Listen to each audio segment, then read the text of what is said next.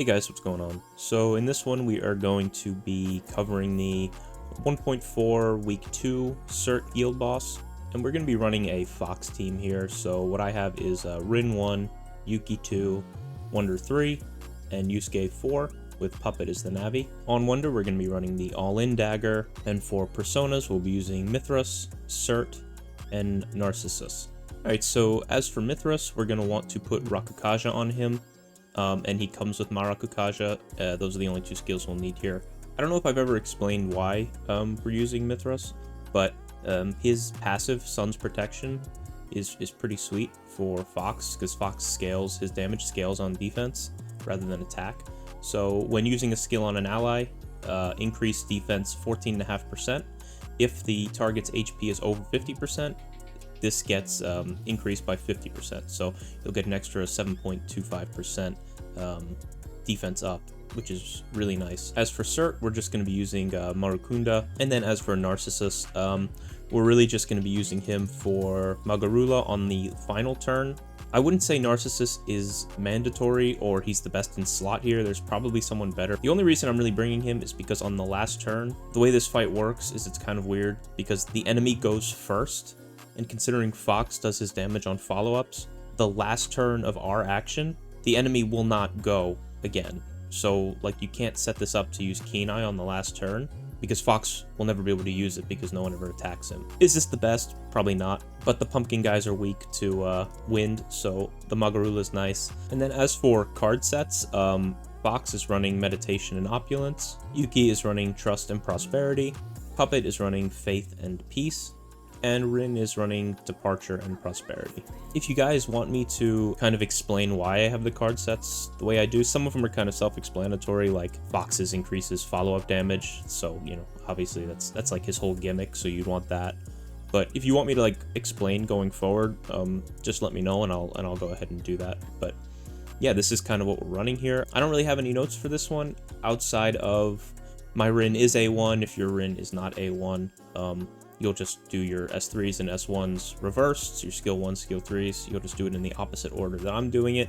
It'll be a little bit suboptimal in terms of how I've set this up, but maybe you can come up with a way that's a little bit better. But yeah, other than that, I'm not sure this is like the greatest kind of rotation I could put together. I feel like my score is probably not quite as high as it could be, but I felt like I just wanted to get the loose guide out, you know, kind of as quickly as I could. I don't really have a great rotation for the queen side yet, but I'm working on that video too, so that should be up in the next couple of days. But hopefully this one helps you out. And actually, I do have one note. If you have King Frost, if you got King Frost instead of Bishamonten, you'll probably do much better on this than me. If you have King Frost, what I would suggest, instead of doing what I'm doing, I would just start with King Frost and then use his main skill. I forget what it's called. It's like a 2-turn shield that increases defense while like the main target's shielded. So yeah, if you have King Frost, I would just use that skill 1 on Fox the first turn, and then it's like a 2-turn shield, I think, which gives like defense up for Fox. And then I would switch to Mithras and use Rakukaja on Fox, back to King Frost because it's only a 2-turn, and then I would use it on Fox again. Then I'd switch back to Mithras and use Matarukaja, and then kind of just repeat that until the fight ends, is kind of how I would do it. Unless on the last turn, like I said, kind of similarly to this, you won't be able to use Keen Eye, so maybe just bring a Persona to do like some damage on that last turn to get a little more score boost. But yeah, otherwise, I think we're ready to hop into it. So, alright, so let's get into it here. Like I said at the start, this one's a little bit different because normally we'd kind of try and use Fox's Keen Eye on turns 2, 4, and 6. But because they attack first, even though we get 6 attack actions, if you used Keen Eye on turn 6, they don't attack again after us because they went first. So we'd end up wasting Fox's Keen Eye on like the 2x points turn, because there'd be no one to hit him to proc the AoE follow-up after he used it. So we actually have to use it like turns 1, 3, and 5, which is super annoying because on this turn 1, it's like you might as well use it because this is a half points turn, this first turn. So it kind of annoys me. I couldn't really find a way around it though. Be aware, normally if they attacked after us, we would not want to do it like this. We'd want to wait, because then we'd be attacking on, you know, 1 times points, and then I believe 2 times and 2 times, rather than how it is going to be, which is going to be, you know, half, and then I believe 1.5 and then 2. So, you know, you're leaving a lot of points on the table just in the way we have to do this. But otherwise, let's go ahead and use Rin's skill 3 to start it off. We're going to be targeting the jack-o'-lanterns. It doesn't matter as much for Rin's skill 3, which I actually have to talk about, because I don't think I've mentioned this before. But on her skill 1, it'll matter, because on her skill 1, the main target gets applied Waters of Oblivion.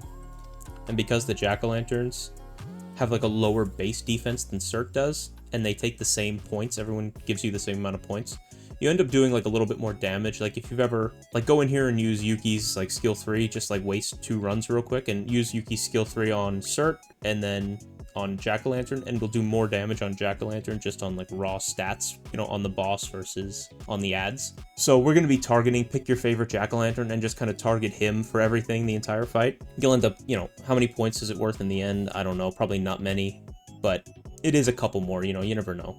But oh yeah, and then I want to talk about Rin's flowers, the red spider lilies that she gets from her skill 3 when she uses the soup. So I don't know if anyone's confused on this, but just in case, because I noticed this for the first time today, and it confused me a little bit. So red spider lily, it reads increases damage taken by 93.5% for the next 2 turns. That's incredibly misleading. So the way this reads would lead you to believe that for the next 2 turns, it works now, and then Surt will go, and then it'll go to 1 turn, and then Surt will go again, and it'll fall off. That's not how it works. It stays on for 2 turns, or 2 instances of damage. I don't know why they don't just list that here. There's like a whole line.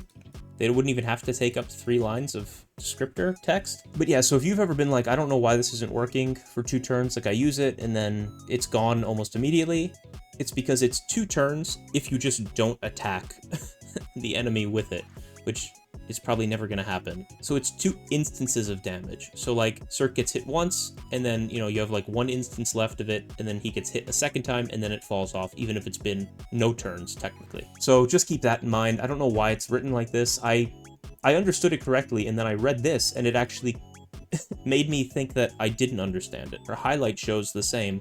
Her highlight's like a 40-something% damage increase for 1 turn, but it's 1 instance of damage. So just be aware if you were kind of unaware of that, or you didn't really know why these stacks were falling off when it hadn't been 2 turns yet. I don't blame you. They should make that a lot clearer, but yeah, hopefully in the future. But anyway, getting back to it, Yuki's gonna go ahead and use Sacred Blow on Fox. And then Wonder's gonna use Rakukaja on Fox as well. And then Fox is going to go ahead and use Kenai.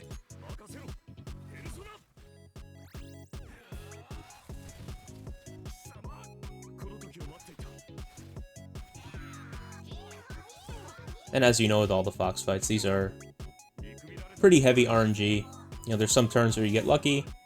Fox will follow up on all 5 of these attacks.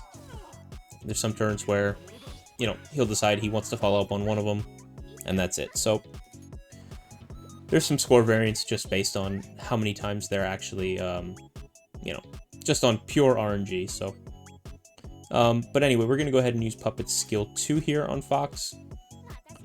I like the skill 2 just because you get like the 2 seashells, and it gives him the shields just in case he gets like crit by, I don't even know if these guys physical kind of their attack can crit, but in case if Fox gets crit, you kind of ruin his whole follow-up turn. So just a little added protection. And then we're going to go ahead and use Rin's skill 1. Like I said, we're going to target the jack-o'-lantern here to give him the Waters of Oblivion. And then we're going to go ahead and use Yuki's highlight on that jack-o'-lantern. And then we're going to go ahead and use her Absolute Judgment on that jack-o'-lantern as well. I think the funny part about Rin's skill as well is, I believe Waters of Oblivion, yeah, it says 1 turn, but that one actually does mean 1 turn. So more confusion. But anyway, now we're going to go swap to Surt, and we're going to use Marakunda on these guys. And then Fox is going to use Bone Chilling Cold.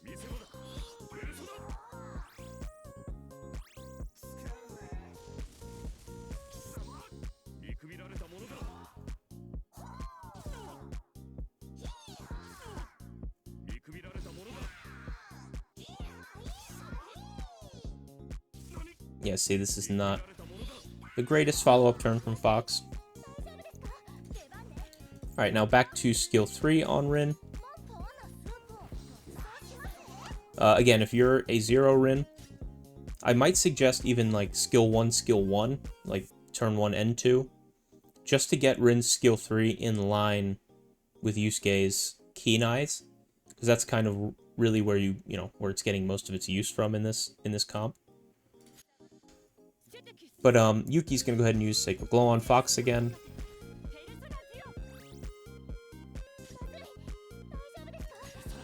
And Wonder is going to switch back to Mithras and use Marakukaja.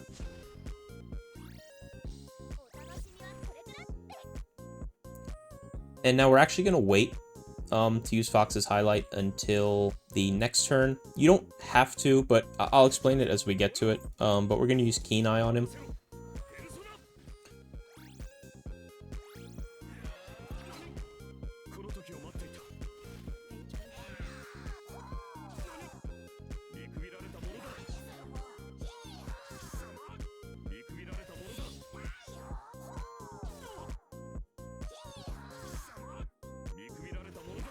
Another decent follow-up turn. So let's use Puppet's skill 1 now, and then we're going to use Fox's highlight.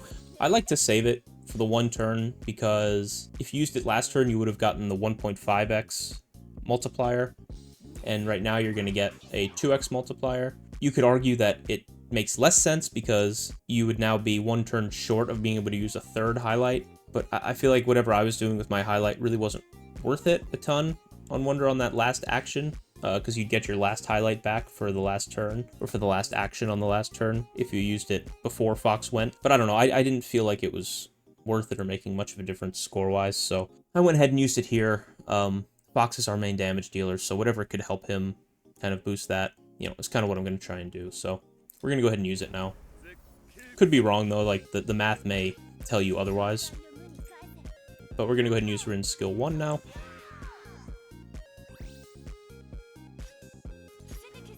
And then we'll use Yuki's skill 3 on the Jack-o'-lantern that we targeted with Rin's skill 1. And then Wonder will use Rakukaja on Fox. And then Fox will use Bone Chilling Cold. And now that we've used the highlight, Fox should pretty much follow up on everything.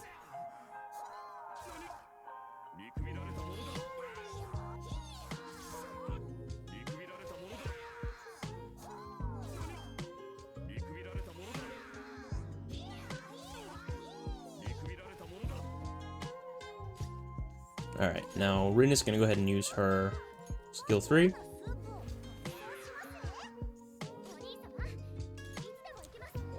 And then Puppet's going to use her skill 3. Yuki will use Sacred Glow. We don't want to attack anyone this turn, because, like I said before, you have 2 instances of Red Spider Lily, and we're going to waste 1 applying Rin's highlight right here. And then we want to use the 1 instance remaining of this, plus the damage increase from the highlight, for Fox's last Keen Eye here. So, but we're going to go ahead and use Marakunda. This doesn't count because it's not an instance of damage, even though it is targeting them, if you were wondering. And then Fox will go ahead and use Keen Eye. And this will hopefully be like our big damage.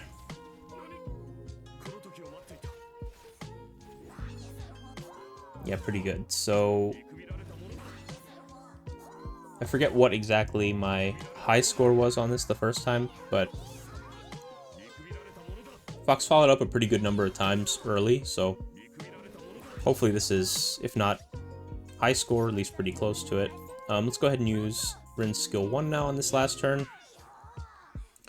Like I said, this will be it. Ideally, you'd want them to attack again, so that this would have been like the mega damage turn, but so you can make a choice here.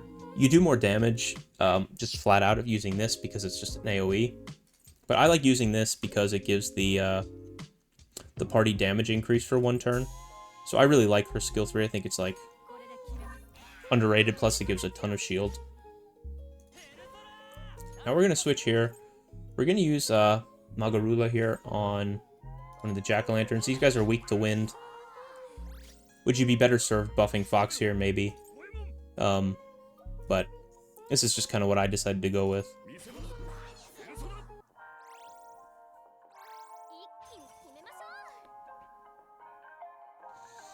So, 23 flat. It's not my best. I forget what my best was on this. But it was pretty close to this, I think. 23.8. So, yeah, but I think this is like a fairly respectable score. 3%. Like I said, I'm not sure. There's definitely a better rotation for this. Without King Frost, I think you're probably just going to instantly have a lower score than anyone who does have King Frost. That should help you on this side, though, if you have Bishamonten instead of King Frost, though, for Queen. But I haven't really done like a great run on this yet.